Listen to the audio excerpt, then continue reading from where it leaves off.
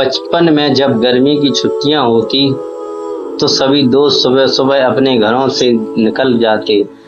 खेल का नशा कुछ ऐसा था कि दोपहर तक बिना भोजन किए खेलते ही रहते। मेरी माँ अक्सर समझाया करती थी कि धूप से ज्यादा मत खेलो वरना त्वचा तेज धूप में सुलझ जाएगी, लेकिन हम बच्चे कहाँ मानने वाले थे।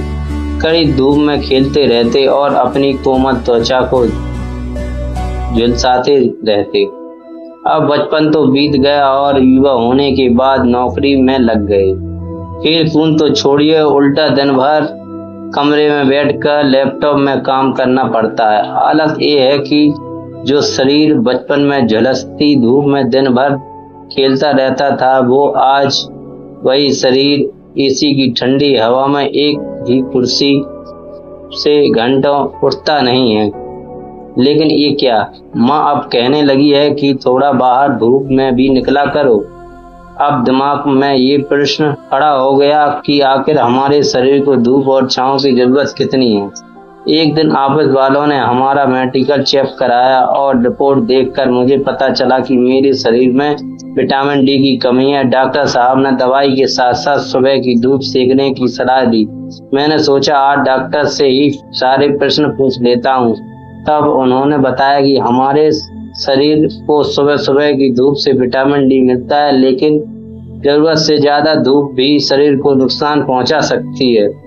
डॉक्टर साहब की इस बात को सुनकर कबीरदास का दोहा याद आ गया, अति का भला न बोलना, अति की भली न चूक, अति का भला न बरसना, अति की भली न धूप। और ये समझ आ गया कि यही सिद्धांत हमारे शरीर में भी लागू होता है। यदि कोई भी चीज हमें आवश्यकता से ज्यादा मिल जाए तो उसके कई नुकसान हो सकते हैं। इतिहास ऐसे उदाहरणों से भरा पड़ा है जहां जरूरत से जहां इकट्ठे किए गए धन, वैभव और बल से अहंकार को जन्म दिया और फिर विनाश हुआ। तभी तो संतों महापुरुष ने हमेशा मध्य मार्ग चुना है। कहा भी है, साईं इतना दीजिए जामे कुटुंब समाए, मैं भी भूखा ना रहूं साधु भी भूखा ना जाए। जब इंसान के अंदर संतमति का निवास हो जाता है तब उसे पता होता है कि जीवन में धूप छांव यानी उतार चढ़ाव तो आते जाते रहेंगे। हमें हर परिस्थिति को परमात्मा के प्रसाद की तरह ग्रहण करना चाहिए।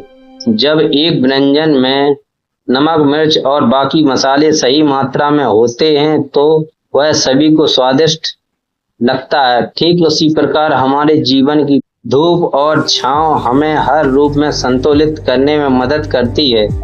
गुरसिख जीवन की हर परिस्थिति में अपने विश्वास को कायम रखता है। वह इस बात को समझता है कि जीवन की हर घटना किसी न किसी रूप में सिखलाई और मजबूती प्रदान करेगी। धन निरंकार जी, द महापुरुषों।